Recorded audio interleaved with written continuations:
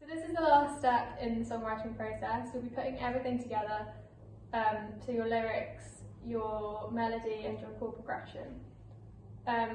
If there's something that you're not quite happy with, just feel free to change it to make it suit what you're looking for. Yeah. So this is an example of a song all put together.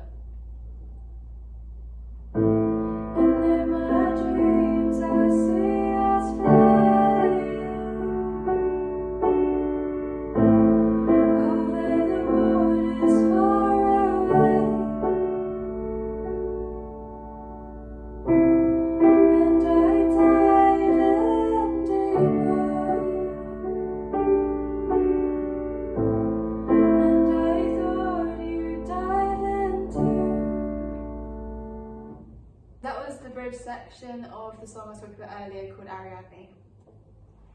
So that's everything that we think you need to be able to write a song. So you need the topic, lyrics, melody, chord progression, and then you can put it all together in a song. Hopefully that was helpful for you. Thanks for watching and happy songwriting!